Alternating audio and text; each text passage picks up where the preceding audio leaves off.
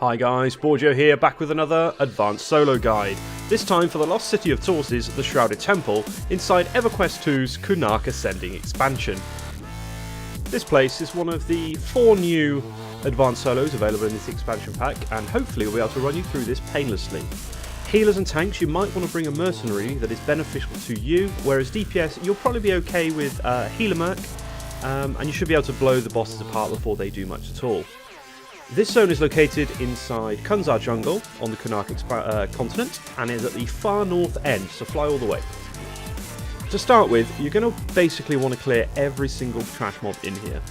If you're a tank or a healer, grit your teeth and get on with it. My tank here is not very well geared for the expansion. I think I pretty much finished the main storyline, threw on whatever gear I had, and then immediately ran this.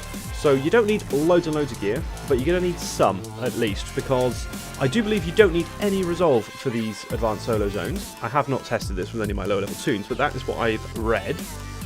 You just basically want some potency, guys. Throw on as much potency as you can, so you can blow these mobs apart as quickly as possible. The footage below, or behind this, is actually double speed, to hopefully get us through it a lot quicker. You can do this faster on a DPS class, but I'm on my tank. First thing you want to do is when you reach this lake, kill off any packs that are around it and then run into the far corner. You'll be able to loot an item here, and you need this to spawn bosses in this instance. So it's located in these reeds and has a small red glow if you've got your effects turned up. If not, don't worry about it so much. Ensure that you pull the ghosts from the top of the temple, however, because they're going to drop the next item that you need. So finish off as many of these mobs as quickly as you can, and then keep moving your way around.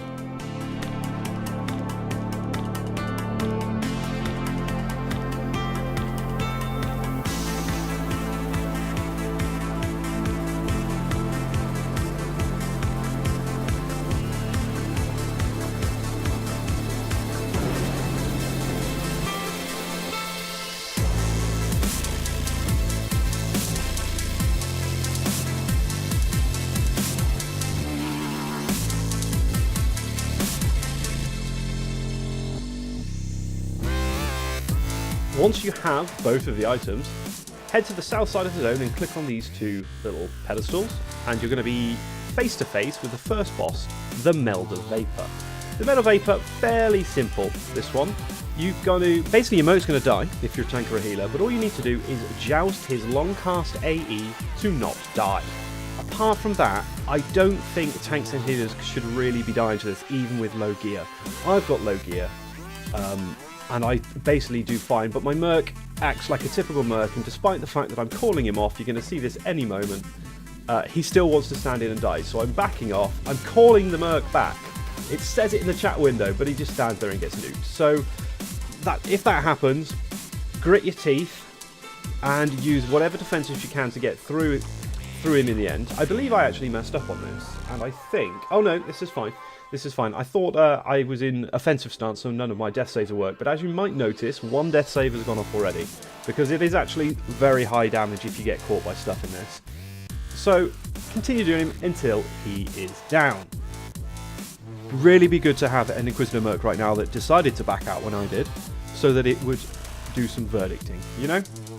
But no, we don't need to verdict, of course, let's just finish him off normally.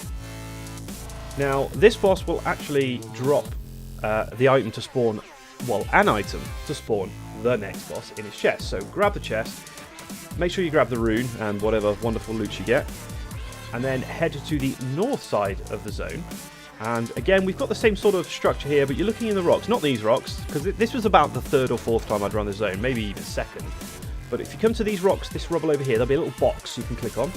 Click on the box to loot the rune. And again, we're going to be sticking these runes inside the same sort of structure on this side of the temple.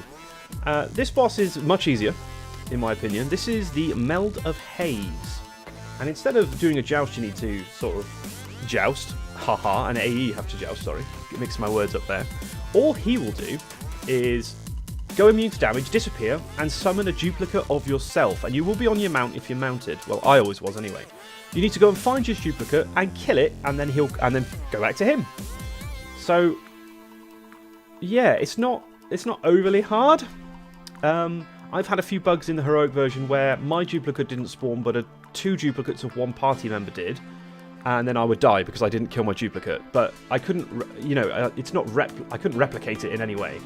But here we are. Anyway, I think he starts to do it at about 50%. So with massive DPS, you can just push through this phase. If I've got any footage of it, I might stick some footage of my Beast Lord doing this afterwards in DPS mode. But here I am. I'm waiting to go and get my ghost. I think I was deliberately slowed down on DPS. Here we go. Right, so he's now made me blind. There's an ad, which is fun. But you get a nice speed buff, look, to go and find your ad. Find your duplicate. And, oh, there's me, right there. But I'm feared, currently. So, finish it off. It takes a couple of hits, and that's it. And then you finish him off, guys. Actually have a merc with me this time.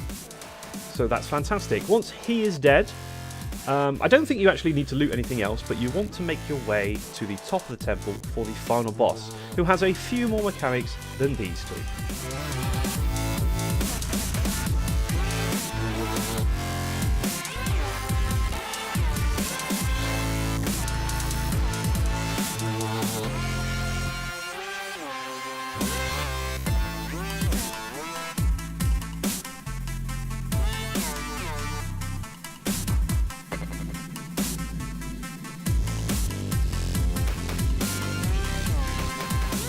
Once you're up here, click the two red squares to the left and right, and this will spawn the final boss, the Mist Reaver.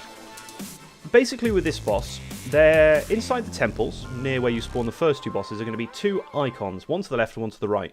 These remove his immunity to... Basically, he puts up a shield of a certain type. It's either physical, arcane, nox, or elemental. You can tell the colour of the shield, or the type of shield, by examining the buff icon in his window, or just looking at the colour of the Mist Reaver. The colour indicates what box you need to click. So jump off the top and find the box. That one's arcane, this is physical. The other side obviously has nox and elemental. A yellow shield around him means physical, so you go and click the physical one. Now he can deal damage again. He deals heavy damage, so make sure you've got your mercs with you, or you've got some heals running, guys. Bring a potion, or any sort of self-heals. When it says in the box that he changes in immunity, or you notice the colour change, you're going to need to go and re-click. So he's actually going to switch to arcane here. I got super lucky with the colours on this. And he's going to go purple. And then we just run over, click the arcane box, and that's it, guys. That is literally it with him. Don't worry about anything else. If my tank can do it with no gear, your tank healer / DPS can do it as well. It's not hard, guys. Once you've started running a few of the solos and got a little bit of gear, you don't need resolve. Just focus on gear with potency, guys. Honestly, I'm on my tank. All I did was throw on every single piece of gear that has as much potency on it as possible. In fact, I don't even think he has as much potency as possible. I think I gave it and funneled it all to my Beast Lord. But that's it, guys. This is the first advanced solo guide of this expansion that I've done. I've got another couple on the way. I'm Borgio. I'll see you guys next time.